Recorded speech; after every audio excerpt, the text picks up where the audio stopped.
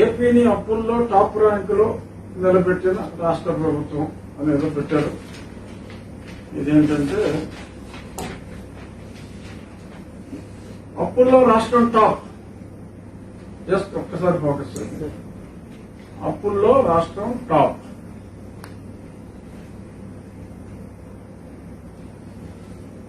మనకి ఈ సంవత్సరం ఉన్న ఎలిజిబిలిటీలో ఎంత పర్సంటేజ్ డ్రా చేశాం, ఏ రాష్ట్రం ఎంత పర్సంటేజ్ డ్రా చేశారు అనేది ఒక అఫీషియల్ పట్టి ఇది.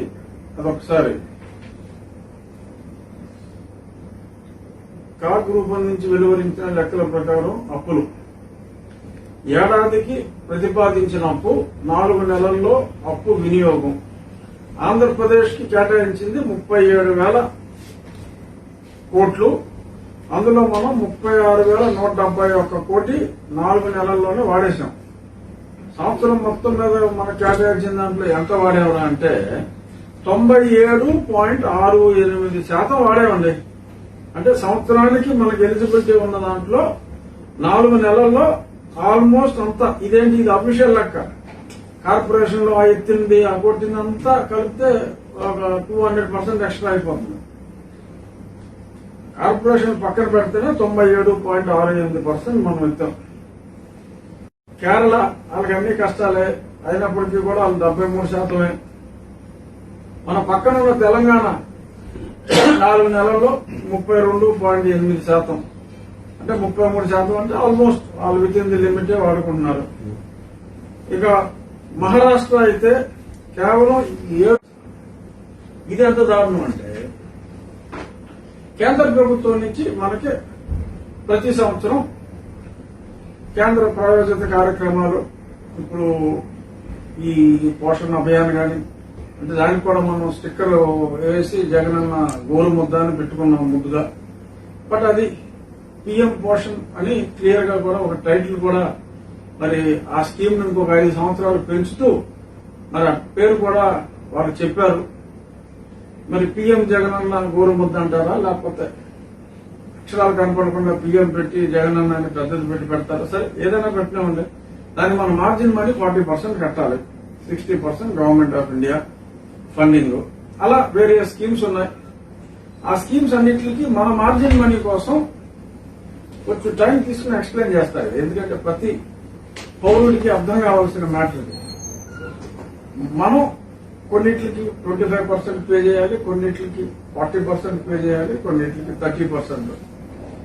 అలా కేంద్రం మనకు ఇస్తున్న ప్రాయోజిత పథకాలకు మన మార్జిన్ కి ఒక సెపరేట్ ప్రభుత్వం సెపరేట్ అకౌంట్లు ఒక బ్యాంకు ద్వారానే పెట్టి ఆ సెపరేట్ అకౌంట్ కి మన మార్జిన్ ఎంతో కేంద్ర ప్రభుత్వం ఇచ్చిన డబ్బుని 15 రోజుల్లో ఆ అకౌంట్ లో పెట్టి మన మార్జిన్ మనీ ఎంతో దాన్ని 20 రోజుల్లో అదే అకౌంట్ లో తీసుకువచ్చిన పెదపే ఆ ఒరిజినల్ అమౌంట్ ఏదైతే కేంద్ర ప్రభుత్వం ఇచ్చిందో దానిలో 1 రూపాయి అయినా సరే ఖర్చు పెట్టాలి అని రూల్ పెట్టారు. ఇది కేవలం మన రాష్ట్రం కోసమే ఒక రకంగా తీసుకొచ్చిన రూలు.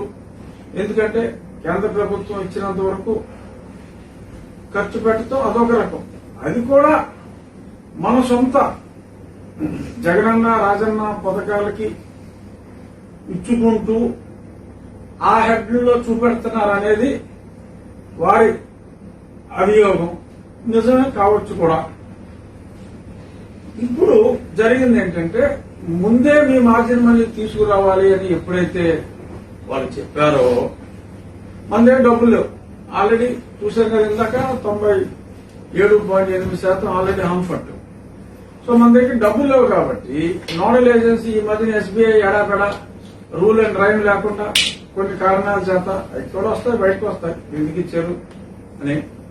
సో ఎస్బీఐని నోడల్ ఏజెన్సీ కింద పెడుతున్నామని కేంద్రానికి లేఖ ద్వారా తెలియజేశారు. ఎస్బీఐకి ఒక లేఖ రాశారు. ఏంటంటే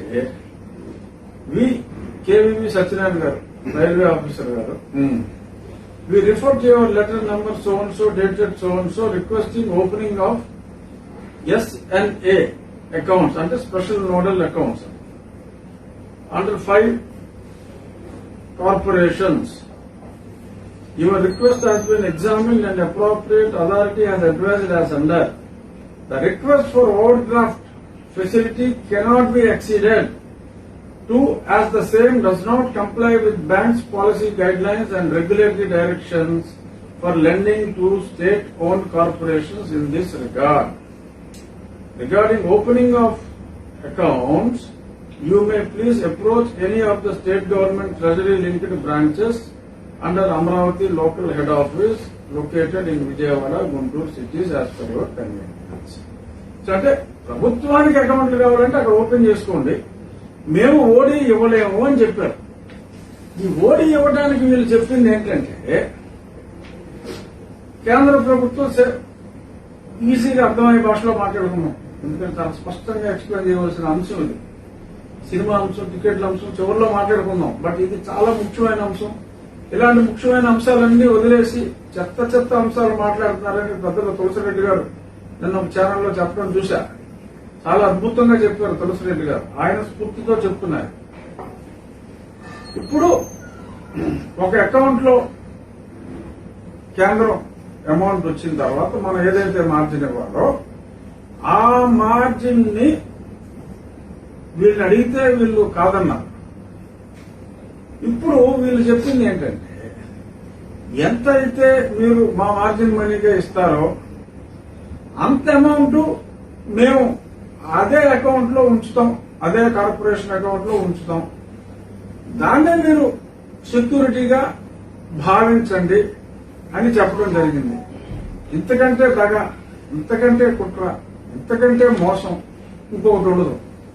ఎందుకంటే వీళ్ళు ఖర్చు పెట్టే ఉద్దేశం లేదు. సపోజ్ ఒక 1000 కోట్లు ఒక పథకానికి కేంద్ర ప్రభుత్వం ఇచ్చిందనుకోండి, 600 కోట్లు రాష్ట్ర ప్రభుత్వం ఇవ్వాలి. రాష్ట్ర ప్రభుత్వం ఏమంది, ఇప్పుడు 600 కోట్లు మీరు అప్పు ఇవ్వండి, 600 కోట్లు మేము మీ అకౌంట్ లో ఉంచుతాము, అంతవరకు మీరు సెక్యూరిటీగా ఉంచుకోవచ్చు, మీకు వచ్చిన నష్టం ఏంటి అన్నారు. అంటే డైరెక్ట్ గా వీళ్ళ మనసులో ఉద్దేశం ఏమని చెప్పారు, వాళ్ళు ఇచ్చిన 1000కి అప్పు తీసుకున్న 600 అక్కడ పెట్టి 600 అందులోనే ఉంచి ఈ 1000 కోట్లు వీళ్ళు ఆ కార్పొరేషన్ పేరు మీద, బట్ ప్రభుత్వ ఖాతాల్లో ఉండవలసిన దాన్ని కార్పొరేషన్ పేరు మీద అకౌంట్ లో పెట్టి, ఈ కార్పొరేషన్ మతలబు ఏంటంటే ఈ మొన్న కొన్ని స్కీమ్స్ ఎలాగా ఈ బీసీ కార్పొరేషన్ల కింద బీసీ వెల్ఫేర్ డిపార్ట్మెంట్ పరిధిలోకి తీసుకొచ్చారో, సపోజ్ బీసీ కార్పొరేషన్ లోనే కొంత అమౌంట్ పెట్టారనుకోండి, ఆ బీసీలకి ఏదైతే రాష్ట్ర ప్రభుత్వం మీద జగనన్న హెడ్ల మీద ఉన్న స్కీములకి ఇస్తే దాన్ని ఈ particular central government sponsored scheme కింద ఖర్చు పెట్టినట్టు లెక్క చూపెట్టే అవకాశం చాలా ప్రస్ఫుటంగా ఉంది. ఏం చేస్తారు ఇప్పుడు, 1000 కోట్లు కేంద్ర ప్రభుత్వం ఇచ్చింది, 600 కోట్లు స్టేట్ బ్యాంక్ ఇవ్వనంటే ఇప్పుడు ఏదో యూనియన్ బ్యాంక్ దగ్గరికి వెళ్ళారంట. మరి వాళ్ళు ఏం చేస్తారో ఎలా చేస్తారో తెలియదు. సపోజ్ యూనియన్ బ్యాంకే దిక్కుమాలింది ఇచ్చింది అనుకోండి ఒక 600, ఈ 1000 ఖర్చు పెట్టేస్తారు. ఏది సమ్ జగనన్న రాజన్న స్కీమ్ ఖర్చు పెట్టేస్తారు. ఖర్చు మటుకు సెంట్రల్ గవర్నమెంట్ స్కీమ్ లో రాసినట్టు చెప్తారు. That they cannot monitor. మరి మిగిలిన 600 ఖర్చు పెట్టరు. బ్యాంక్ కూడా ఇచ్చినప్పు అదే అకౌంట్ లో ఉంటుంది. ఈ 1000 కోట్లు ఖర్చు అయిపోతుంది. బట్ అల్టిమేట్ గా 1600కి ఖర్చు చూపెట్టవలసి వచ్చినప్పుడు ఈ రన్నింగ్ లో అప్పుడు సంగతి అప్పుడు చూసుకుందామని చెప్పి ముందు వాళ్ళు ఇచ్చిన 1000 కోసం ఇంత నిస్సిగ్గుగా మరి డైరెక్ట్ గా మరి లెటర్ రాశారంటే అది చాలా ఆశ్చర్యాన్ని కలిగించే అంశం. దీనివల్ల నష్టపోయేది ఎవరా అంటే ప్రజలే. ప్రజల్లో ఒకటిగా, ప్రజా ప్రతినిధుల్లో ఒకటిగా దీన్ని ప్రశ్నించవలసిన బాధ్యత ప్రతి ఒక్క పౌరుడి మీద ఉంది. ఎందుకంటే నష్టం జరిగేది ప్రజలకి.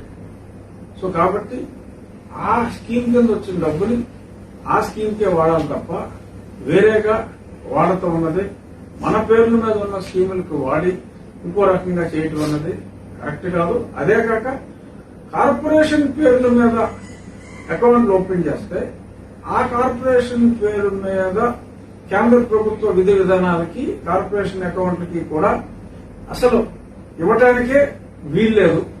మరి రేపు వేరే బ్యాంకు కేంద్ర ప్రభుత్వ విధి విధానాలను దాటి మరి కార్పొరేషన్ అకౌంట్లు ఓపెన్ చేస్తుందా, వాడు అప్పిస్తాడా, అప్పిస్తే ఎలా ఖర్చు పెడతారు, ఇవన్నీ కూడా మరి రాబోయే రోజుల్లో చూద్దాం. దీని మీద కూలంకషంగా ఫైనాన్స్ మినిస్ట్రీకి కూడా నేను తెలియజేస్తాను. ఇక ఇంకొక ప్రధానమైన అంశం నిన్న కోర్టుకు వచ్చింది. మనం మాట్లాడుకున్నాం 3 రోజుల క్రితం. ఎయిడెడ్ పాఠశాలలో సుమారు 1972 పాఠశాలలుంటే ఒక 600 స్కూల్స్ తప్ప మరి చాలా స్కూల్స్ ఒప్పుకున్నారు. కేంద్ర ప్రభుత్వానికి హ్యాండ్ ఓవర్ చేసేస్తాం, మరి నేషనల్ ని మీరు ఇవ్వకపోతే మేము రన్ చేయలేమని చెప్పి చాలా మంది లేఖలు ఇచ్చినట్టుగా మనం చూసాం. బట్ కొందరు కోర్టుకు వెళ్ళడం జరిగింది. మరి చిన్న వీరభద్రుడు గారట ప్రాథమిక విద్యా సెక్రటరీ, మరి ఆయన్ని కోర్టుకు పిలిచి ఏంటి అని అడిగితే అభ్యర్థి ఏమీ లేదండి, మేము మాకు ఇస్తే ఇచ్చేయండి, లేకపోతే మీకు ఫండ్ కూడా ఆపం, మీ దారిని మీరు రన్ చేసుకోవచ్చు అన్నారట. మీ దారిని మీరు రన్ చేసుకోవచ్చు, మాకు ఇస్తే ఇవ్వండి అని అంటే బుద్ధున్నాడు ఎవడన్నా ఆ స్కూలు వీరికి హ్యాండ్ ఓవర్ చేస్తారా? Simple common sense. ఆ జీవోలో చాలా స్పష్టంగా ఉంది.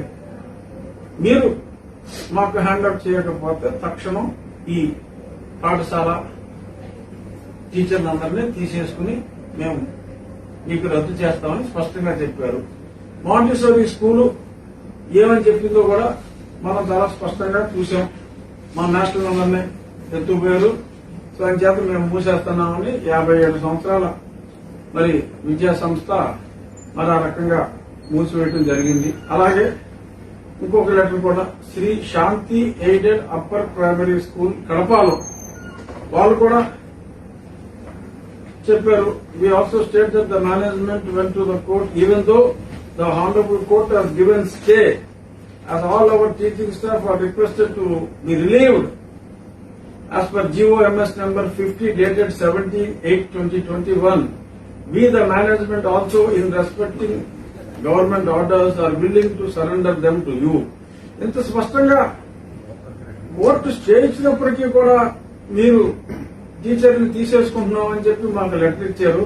సో కాబట్టి మేము వాళ్ళని పంపించేస్తున్నాం అని Shri Shanti aided upper primary school Kadapa వాళ్ళు రాశారు. అంటే ఇంత స్పష్టంగా అంటే కోర్టుని మోసం చేయటమే పని, అబద్దాలు చెప్పటమే పని. నిన్న ఎన్ఆర్జీఎస్ లో చూసాం. పంచాయతీరాజ్ వాళ్ళు పచ్చి అబద్దాలు ఆడారని చెప్పి మరి కేంద్ర ప్రభుత్వం additional solicitor general assistant solicitor general Arunath garu చాలా స్పష్టంగా చెప్పారు. నేను గతంలో చాలాసార్లు చెప్పా, వీళ్ళు మోసం చేస్తున్నారు కోర్టుని, వీళ్ళు మోసం చేస్తున్నారు కోర్టుని. చాలా స్పష్టంగా కేంద్ర ప్రభుత్వం చెప్పింది. విజిలెన్స్ ఎంక్వైరీ కూడా, అది కూడా టూటీ ఎంక్వైరీ, అది కూడా లాస్ట్ ఇయర్ అక్టోబర్ లో అయిపోయిందని చెప్పి కేంద్ర ప్రభుత్వానికి చెప్పారు. ఎందుకంటే వాళ్ళు ఎంక్వైరీ అవ్వకపోతే మా డబ్బులు మాకు ఇచ్చేయండి, మీరు నిదానంగా ఎంక్వైరీ చేసుకోండి అన్నారు. అందుకని చెప్పి ఎంక్వైరీ అయిపోయిందన్న. మరి చీఫ్ సెక్రటరీ గారు రేపమ్మ రిటైర్ అయ్యాయని మళ్ళీ ఈ తలకాయ నిప్పులు నాకెందుకని ఆయన నిజం చెప్పాడు. But Panchayati Raj secretary and commissioner they live to the court. They are liable for punishment. They deserve a huge punishment. So వాళ్ళు పచ్చి అబద్దాలు కోర్టుని ఇట్ కమ్స్ అండర్ పెర్జురీ. ఎందుకు ఎవరి కోసం ఇంత పచ్చి అబద్దాలు ఆడతారనేది భగవంతుడికే తెలియాలి, అవసరం లేదు. మరి అలాగే ఇక్కడ కూడా పచ్చి అబద్దం ఆడారు వీరభద్రుడు గారు. మేము తిని అడిగాం, ఈ టీచర్లని మేము ఎవరిని వెనక్కి తీసుకోం అని అడిగామని చెప్పి అబద్దం ఆడారు. మరి ఈ స్కూల్స్ అన్ని మరి ఎందుకు ఈ రకంగా మూసివేయడం జరిగింది? ఇదే కాకుండా మరి కళాశాలలో కూడా సుమారు ఒక 160 కళాశాలలో అవన్నీ కూడా ఈ రకంగానే మరి ఆజ్ఞలు ఇస్తే వాళ్ళలో ఒక 10 మంది ఆల్రెడీ సరెండర్ అయ్యారన్నారు. మిగిలిన వాళ్ళు ప్రభుత్వాన్ని పని చూసుకోమన్నారు. సో వాళ్ళకి కూడా అసలు మీ ల్యాండ్స్ ఒకవేళ మీరు కాలేజీకి వస్తారేమో, మేము మీ ల్యాండ్స్ అమ్మనేమో అని ఏదో రకరకాలుగా ఏదో వాళ్ళ చిలిపి చెత్త ప్రయత్నాలు చేస్తున్నారు. కానీ అన్ఫార్చునేట్ గా కళాశాల వాళ్ళు ఎవరో కోర్టుకి వెళ్ళటం జరగలేదు. స్కూల్స్ వాళ్ళే వెళ్లారు. సో ఈ స్కూల్ ఏదైతే మరి రేపు కోర్టు అక్టోబర్ 4వ తారీఖు తీర్పు వస్తుంది. మరి కొంతమంది తెలియక మరి ప్రభుత్వం జీవో ఇచ్చినప్పటికీ కూడా ఆ జీవో అర్థం అది కాదని చెప్పి మరి ఏదైతే మరి వీరభద్రుడు గారు చెప్పారో మరి తెలియక ఒప్పుకున్న ఆ మిగిలిన స్కూల్స్ వాళ్ళందరినీ కూడా మరి మరొక అవకాశం ఇవ్వాలని మేము తెలియక ఒప్పుకున్నాం. మీరు ఇచ్చిన దిక్కుమాల జీవోని మాకు ఇంతమంది పిల్లలకి పాఠాలు చెప్పి వాళ్ళు మాకే అర్థం కాని రీతిలో మీ జీవో ఉంది. అంచేత మా స్కూల్స్ ని మేమే రన్ చేసుకుంటామని చెప్పి వాళ్ళకి ఒక అవకాశం కోర్టు వారు ఇవ్వాలని, కోర్టు వారిని అందరి తరఫున అడగాలని, అలాగే ఇదే విధి విధానాన్ని మరి సతీష్ చంద్ర గారు కూడా ప్రభుత్వం తానా అంటే తందానా అని చెప్పి మాట్లాడకుండా మరి మీరిచ్చిన జీవోలో కూడా ఇలాంటి కన్ఫ్యూజన్ ఉండుంటుంది. మరి ఎయిడెడ్ లెక్చరర్స్ ని వెనక్కి తీసుకోము, మీ ఊరికేనే అడిగాం అని మీరు కూడా మరి వీరభద్రుడు మాటనే మీరు కూడా ఫాలో అవ్వాలి. లేదంటే my appeal to some of the colleges who have unknowingly surrendered, please go to court. మీరు కూడా ప్రభుత్వం ఎలాగ తూచందో మీరు కూడా తూచని మీరు కూడా కోర్టుకి వెళ్లి మరి మీరే రన్ చేయాలి. ఇక్కడ ఎందుకంటే ఒక ప్రధానమైన అంశం, కొన్ని స్కూల్స్ గతంలో ఎప్పుడో నాకు ఒక స్కూల్ ఇన్ గుంటూరు ఆ కేసు ఒకటి నా దృష్టికి వచ్చింది. ఒక పేరు చెప్పడం, పేరు చెప్తే మళ్ళీ వాళ్ళని ఇబ్బంది పడతారు. మరి ఆ స్కూల్ బస్ స్టాండ్ దగ్గర ఊరు మధ్యలో ఉంది. మరి ఊరు మధ్యలో ఉన్న స్కూల్ చాలా మంది చిన్న వాళ్ళు, చిన్న కుటుంబీకులు చదువుకోవాలి అంటే ఎక్కడో గవర్నమెంట్ పాఠశాల దూరంగా ఉంటే వెళ్లలేరు. వాళ్ళు అక్కడ చదువు చెప్తున్నారు. ఒక్క రూపాయి కూడా తీసుకోకుండా చదువు చెప్తున్నారు. మనం ప్రభుత్వం ఖర్చుతో బూట్లు ఇచ్చి జగనన్న బూట్లు, జగనన్న బ్యాట్లు అని చెప్పుకుంటున్నాం. కానీ ఆ పాఠశాల వాళ్ళు వాళ్ళ సొంత ఖర్చుతో పుస్తకాలు కూడా కొని ఒక్క రూపాయి ఫీజు తీసుకోకుండా మరి వాళ్ళు చదివిస్తున్నారు. మరి ఆ స్థలం ప్రాపర్టీ వాల్యూ చాలా ఉంటుంది. మరి ప్రభుత్వం మేము ఏది ఇవ్వము అంటే స్కూల్ మూసేస్తారు అంతే. అంతకుమించి మనం ఏం చేయలేము. సరే స్కూల్ స్థలం మీరు అమ్ముకోవద్దంటే రేపు మాకు పర్మిషన్ వస్తుంది, మీరెవరో తీసుకుంటానికి. సో ఇలా ఏదైతే విద్యని మరి మంచి స్వభావం గలవాళ్ళు, దాతృత్వ స్వభావం గలవాళ్ళు అందిస్తున్నారో ఆ విద్యను కూడా మన స్థలదాహం కోసం మరి వాళ్ళకి దూరం చేయటం అనేది ఎంతవరకు సమంజసం. సో కాబట్టి ప్లీజ్ మూవ్ అవే ఫ్రమ్ ఈ స్థలదాహం నుంచి మనం కాస్త దూరంగా జరిగి విద్యార్థులకి మరి ఫిలాంథ్రఫిస్టుల ద్వారా ఏదైతే అందుతుందో ఆ విద్యని ఎటువంటి డిస్టర్బెన్స్ చేయకుండా మరి మనం ఉన్న పేరుని చెడగొట్టుకోకుండా ముందుకెళ్లాలని చెప్పి మనస్ఫూర్తిగా కోరుకుంటున్నాను. ఈ రెండు మరి ప్రభుత్వానికి నా విన్నపాలు. ఇక రెగ్యులర్ ఇష్యూస్, మసాలా ఇష్యూస్ గురించి మీరు ఏదైనా ప్రశ్నలు అడిగితే మనం వాటి గురించి మాట్లాడదాం. ఏం సార్, మీ ప్రభుత్వం కొత్త బాహుబలి కలెక్షన్స్ పైన కూడా ప్రభుత్వం దర్యాప్తు చేస్తుందని అంటారు, అది నిజమేనా? సినిమా ఇండస్ట్రీ పైన పదే ఎందుకు సార్ ఇలాంటి కామెంట్స్? ఇప్పుడు నిజంగా సినిమా ఇండస్ట్రీ గురించి కూడా మనం మాట్లాడుకోవాలి. నువ్వు ఆ ప్రశ్న అడగకపోయినా దీనికి రిలేటెడ్ ప్రశ్న ఏంటంటే ఇప్పుడు ప్రజలందరికీ కూడా కావాల్సిన ప్రశ్న, వాళ్ళు స్కూల్ ఏమైపోయినా పర్వాలేదు, ఈ ప్రజలకి కరాయిలు దిగి విద్యార్థులు పాడైపోయినా పర్వాలేదు, భవిష్యత్ తరాలు నాశనం అయిపోయినా పర్వాలేదు, రాష్ట్రం అప్పుల పాలైపోయి సర్వనాశనం అయిపోయినా పర్వాలేదు, మరి ఎవడొచ్చినా కూడా బహుజన విధంగా సర్వనాశనం అయిపోయినా పర్వాలేదు. కానీ కావాల్సింది పోసాని గారు ఏమన్నాడు, దానికి హీరో గారు ఏమన్నారు, దిల్ రాజు గారు, పేరు నాని గారు ఏం మాట్లాడుకున్నారు, చిరంజీవి గారు ఫోన్లో పేరు నాని గారితో ఏం మాట్లాడారు, వీటికి ప్రయారిటీ ఇచ్చి మనం కావాల్సిన దాన్ని మనకు జరుగుతున్న అన్యాయాన్ని ప్రశ్నించలేని పనికిమాని వాళ్ళుగా మరి ప్రజలు తయారయ్యారు. దురదృష్టం. పవన్ కళ్యాణ్ గారు కూడా సినిమా టికెట్ గురించి ఒకటే మాట మాట్లాడారు. ఆయన ఎన్నో అంశాలు మాట్లాడారు. ఆ అంశాల గురించి ఎవరో మాట్లాడరు. Ticket ticket ticket. So Baahubali collections మీద మరి మా పెద్దలు సకల శాఖ మంత్రి సజ్జల గారు మరి దర్యాప్తు చేస్తారని చెప్పి నేను చూశాను.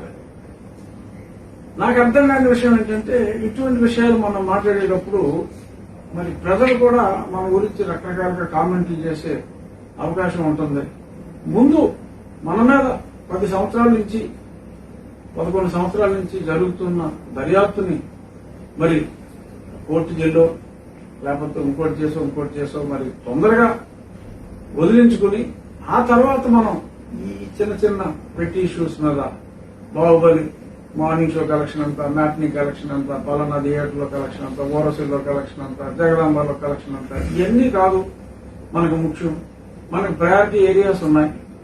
మన ప్రయారిటీ ఏరియా బాహుబలి కలెక్షన్ ఎంత, బాహుబలి 1 ఎంత, 2 ఎంత, ఇవి కాదు. మన ప్రయారిటీ ఈజ్ టోటలీ డిఫరెంట్. మన ప్రయారిటీని మనం వదిలేసి ఇలాగా మన కేసుల్ని మనం తొందరగా తేల్చుకోవటం మానేసి బాహుబలి కలెక్షన్ గురించి మాట్లాడితే మరి అంతకంటే దౌర్భాగ్యం, అంతకంటే దరిద్రం, అంతకంటే మనకు పట్టిన దురదృష్టం ఇంకొకటి లేదు. ఇక్కడ ఒక సీనియర్ జర్నలిస్ట్ గారు, ఆయన పేరు కూడా చెప్పను ఎందుకంటే ఆయన ఇబ్బందులు పడతాడు, ఆయన నాకు ఒకటి పంపించారు. సినిమా ఆన్లైన్ టికెట్ చుట్టూ రాజకీయం అనే దాంతో చదువుతా వినండి. మీ ప్రశ్నకు సమాధానాలు కూడా కొన్ని దొరుకుతాయి. నిత్యావసర ధరలు తగ్గిస్తే పేద మధ్య తరగతి మా దేవుడు నువ్వేనయ్యా, మా కోసం వచ్చావయ్యా అనేవారు మా సీఎం గారు. పెట్రోల్ ధరలు తగ్గిస్తే, అంటే ధరలు తగ్గించడం మా చేతిలో లేకపోయినా సెస్సులు విపరీతంగా చేస్తున్నాం కదా, సెస్సులు తగ్గిస్తే నిత్య వాహనదారులు బలిరా బలి సాహోరే బాహుబలి అనేవారు. బస్ ఛార్జీలు తగ్గిస్తే ప్రయాణికులు అబ్బా అబ్బా ఊపు మా జగనన్న తోపు అనేవారు. ఇసుక ఆన్లైన్ లో చెప్పిన ధరకే అమ్మితే స్వగృహ నిర్మాణదారులు ఎంత మంచి వాడవయ్యా అనేవారు. ఇవన్నీ వదిలేసి సినిమా టికెట్ ధర తగ్గిస్తాం, ఆన్లైన్ లో మేమే అమ్ముతాం అంటూ ముందుకు, పైగా వాళ్లే వచ్చి చిరంజీవి గారు ఇంకెవరు వచ్చి అడిగారట. ఇంకో అంశం, నెల తర్వాత తిరిగిస్తారట. సినిమా వారికి లాభం ఏంటో ఎవరికీ అర్థం కాదు. బజార్లో దొరికే టీ కూడా ఒకే ధరకు దొరకటం లేదు. చక్కెర టీ ఒక రకం, బెల్లం టీ మరొక రకం, మరో ధర, గ్రీన్ టీ ఇంకో ధర. ఓవైపు పైరసీ, మరోవైపు ఓటీటీ. భారీ బడ్జెట్ సినిమాలు అన్ని రోజులు ఒకే టికెట్ అంటే వారికి లాభం ఎలా? ఉదాహరణకు తారక్ చరణ్ నటించిన చిత్రానికి ఈ అంశం గిట్టుబాటు ఎలా? పారితోషికమే మహాభారం, వారికి రికవరీ ఎలా? టికెట్ రేట్లు మేము భరించలేము, కష్టంగా ఉంది అని ఎవరైనా రోడ్డెక్కారా? పవన్ ఎన్నో అంశాలపై మాట్లాడితే అవన్నీ వదిలేసి కేవలం సినిమా టికెట్ ఆన్లైన్ అమ్మకం అంశంపై మాత్రమే ఫోకస్ ఏంటో, ఎన్నో అంశాలు ప్రజా సమస్యలు వదిలేసి పవన్ ని కార్నర్ చేస్తూ సినిమా వాళ్ల చుట్టూ ఈ పనికి మారిన రాజకీయం ఏంటో ఓ పట్టాన ఎవరికీ అర్థం కావటం లేదబ్బా అని ఆ జర్నలిస్ట్ గారు రాశారు. ఇది నిజంగా నిజం. మనం మాట్లాడిన భాష గాని దాని గురించి గాని మరి నిన్న చూసాం. ఏంటంటే మేమే ఆన్లైన్ లో అమ్మమని అడిగాం. మరి వీళ్ళే ఆన్లైన్ లో అమ్మమని అడిగితే మరి ముందే ఆ మాట ఎందుకు చెప్పలేదు? ఇప్పుడు ఆన్లైన్ లో మనం తిరుపతి టికెట్లు అమ్ముతున్నాం. మరి తిరుపతి టికెట్లు మనం చూసాం. మరి పెద్దలు సుబ్బారెడ్డి గారు ఒక స్టేట్మెంట్ ఇచ్చారు. చాలా రోజుల తర్వాత గుడి తెరిచాం. మరి గుడి తెరిచిన తర్వాత కౌంటర్ ఓపెన్ చేస్తే మరి స్టక్ అయిపోయింది కంప్యూటర్. ఏదో దిక్కులేని వాడికి దయ్యం దిక్కులాగా అమ్మని గారు ఎదురొచ్చి మేము చేసి పెడతామని అడిగితే ఇచ్చేది తప్ప దీని మీద చాలా మంది చాలా రకరకాల కామెంట్ చేస్తున్నారు. వారి మీద చర్యలు తీసుకుంటాం, అది తీసుకుంటాం, ఇది తీసుకుంటాం అని కూడా అన్నారు. సరే, మరి మీ గుళ్ళో టికెట్లే మీరు అమ్మలేరే, మరి దానికి అంబానీ గారి అవసరం మనకు కావాల్సి వచ్చిందే. మరి ఈ సినిమా టికెట్లు మనకి ఏమంత ఎక్స్పర్టైజ్ ఉందని చెప్పి మనం ఇలా చేయాలి. ఇప్పుడు ఏ షోకి ఆ షో వాళ్ళకి అప్పచెప్పేస్తాం అని అన్నారు. ఇక కంపల్సరీగా మనం చేయవలసింది ఏమిటి? టికెట్ రేట్లు పెంచాలి. 5 రూపాయలు, 10 రూపాయలు, 15 రూపాయలు టికెట్లు సాగవు. డెఫినెట్ గా పెంచాలి. పెంచకపోతే మనుగడ లేదు. అది ఎలాగో మనం పెంచుతాం, తప్పదు. ఎందుకంటే మీరు తానా అంటే చాలా మంది నిర్మాతలు, ఇంకొంతమంది నటులు తందానా అన్నారు. ఈ తానా తందానాలని మీరు హ్యాపీ చేయాలి అంటే టికెట్ రేట్లు డెఫినెట్ గా పెంచవలసిన అవసరం ఉంది. ఇప్పుడు కమిట్ అయ్యారు కాబట్టి ఈ ఆన్లైన్ ప్లాట్ఫామ్ మరి మీరే ఆ వెబ్సైట్ క్రియేట్ చేసి ఆ థియేటర్లోకి హ్యాండ్ ఓవర్ చేస్తే వాళ్ళది వాళ్ళు మీరు ఇచ్చిన సాఫ్ట్వేర్ వాడుకుని అది ఫాలో అవుతారు. మీ డీసీటీఓలు, ఏసీటీఓలు ఆ కంప్యూటర్ సాఫ్ట్వేర్ ఫాలో అవుతున్నారా లేదా, ఎలాగా ఏంటి అనేది వాళ్ళు చూసుకుంటారు. ఇందులో మనం సాధించింది లేదు, సాధించబోయేది లేదు, కలిసి వచ్చింది లేదు. అప్రదిష్ట తప్ప మనకి కలిసి వచ్చింది లేదు. దీనివల్ల ఏదో కొన్ని కులాల మధ్యన చిచ్చులు వచ్చినాయి. అన్నదమ్ముల్లా కలిసి ఉండే ఇండస్ట్రీలో చిచ్చులు వచ్చినాయి. అన్నదమ్ముల మధ్య చిచ్చులు వస్తున్నట్టుగా మరి కొన్ని చూస్తే అనిపిస్తుంది. మరి పెద్దలు పేర్నాని గారు బందరు పిలిపించుకుని మాట్లాడారు. ఇది పెద్ద సమస్య కాదు. అందుకనే ముఖ్యమంత్రి గారు కూడా పెద్దగా దీన్ని పట్టించుకోలేదు. ఆయన ఎంతసేపు ప్రజలకు ఎన్నెన్ని స్కీములు అందించాలి, ప్రజల మనసులు ఎలా గెలుచుకోవాలి, ఎలా అని ఆయన స్కీముల్లో ఆయన ఉన్నారు. ఇందులో పేరు నాని గారిని ఇన్వాల్వ్ చేశారు. మరి ఎఫ్డీసీ వాళ్ళు టికెట్లు అమ్ముతారు అది ఇది అని అన్నారు. ఆ ఎఫ్డీసీకి సంబంధించిన ప్రతినిధి ఎవరో ఆ పేరు నాని గారి మీటింగ్ లో ఎవరో లేరు. వెంకటరమణారెడ్డి గారు, దిల్రాజు గారు, ఇంకెవరు ఒకళ్ళిద్దరు ఉన్నారు. వాళ్ళు సపోర్ట్ చేయాలి సార్, తప్పదు. దిల్రాజు గారు it's a very good friend of my. ఆయనకి ఎన్నో థియేటర్లు తెలంగాణలో ఉన్నాయి, ఆంధ్రాలో ఉన్నాయి. మరి ఈ థియేటర్ రేట్లకి వాళ్ళు కమిటీ అయిన లీజులకి థియేటర్లు రన్ చేయలేరు. సో కాబట్టి టికెట్ రేట్లు పెరగాలి. సో దిల్రాజు గారు మీకు అబ్జెక్షన్ చేయలేదు అంటే దానికి కొన్ని కారణాలు ఉంటాయి. మరి అలాగే మరి కొన్ని సినిమాలు రిలీజ్ రెడీగా ఉన్నాయి. మరి వాళ్ళు అబ్జెక్ట్ చేయలేదంటే మరి వాళ్ళ ఈ టికెట్ రేట్లు పెంచకపోతే ఆ థియేటర్లకి మనుగడ లేదు. ఈ టికెట్ రేట్లు పెంచకపోతే ఆ సినిమాలకు కూడా మరి కాస్ట్ ఆఫ్ బడ్జెట్ 200 కోట్లతో తీసిన సినిమా లేదు. ఆ కాస్ట్ ఆఫ్ బడ్జెట్ తో ఆ సినిమాలకు కూడా మనుగడ లేదు. కాబట్టి మనం చెప్పిన దానికి వాళ్ళు ఒప్పుకున్నారంటే అది మన విధానాన్ని సపోర్ట్ చేస్తూ ఇంకెవరి విధానాన్నో అపోజ్ చేశారని మనం భావించడం సమంజసం కాదు.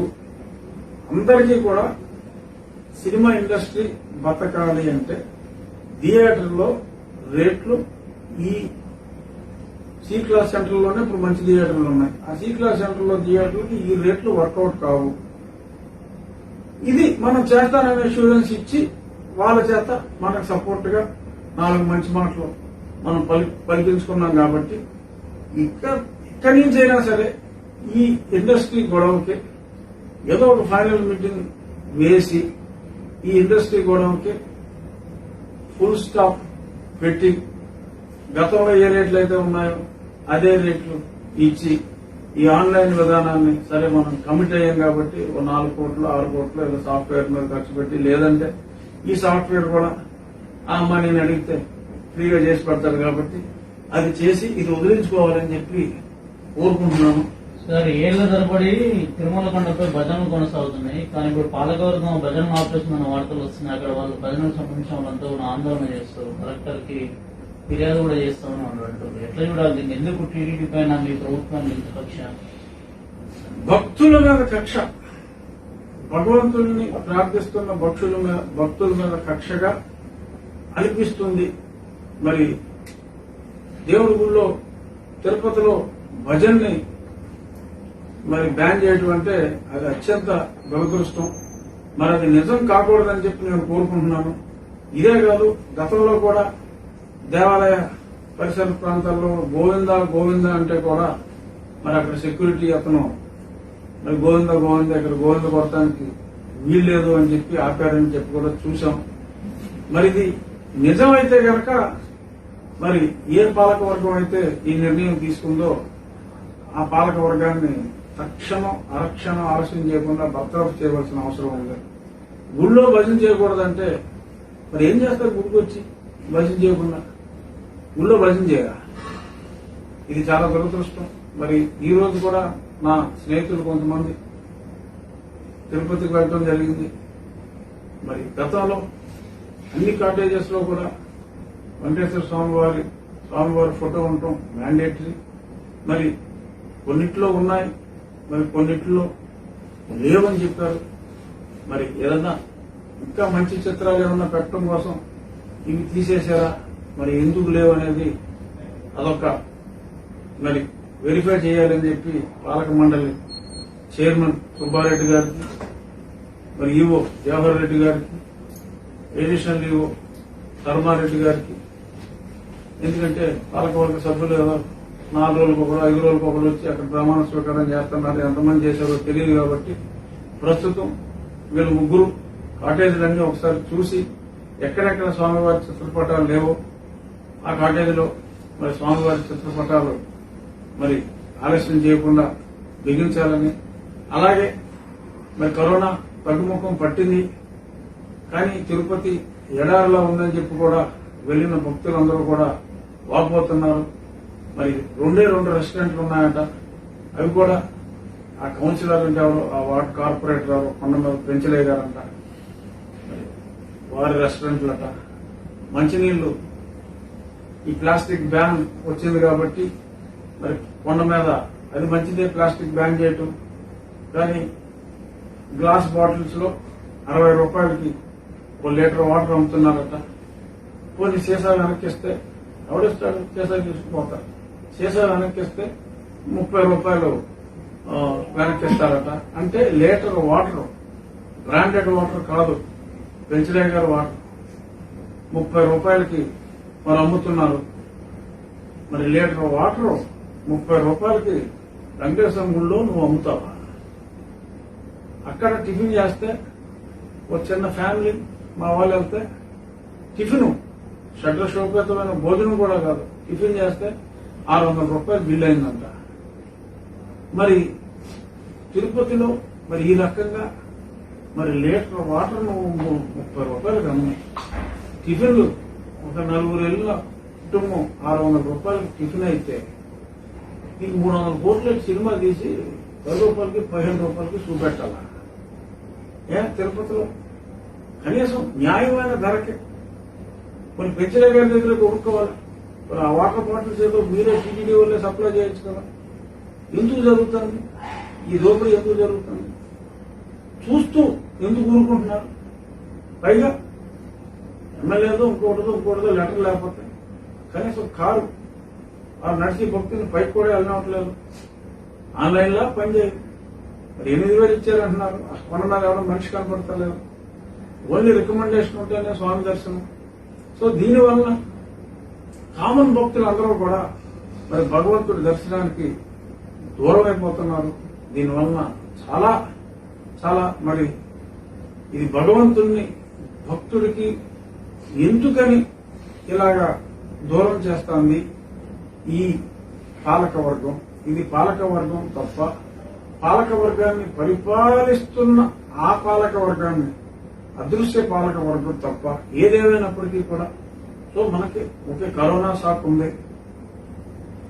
Yes we have an excuse, but definite గా మరి కరోనాకి వాటర్ బాటిల్ 30 రూపాయలు అమ్మటానికి సంబంధం లేదు. కరోనాకి పోనీ భజన చేయాలంటే మాస్కే పెట్టుకుంటారు, మాస్కే పెట్టుకుని భజన చేసుకుంటారు, తప్పులేదు. మరి భజన్ని ఆపేయటానికి సంబంధం లేదు. అలాగే కామన్ మ్యాన్ ఎవరైనా సరే ప్రమాణ స్వీకారం చేస్తే వాళ్ళు చెప్పేది ఆర్డినరీ పిల్గ్రిమ్ కి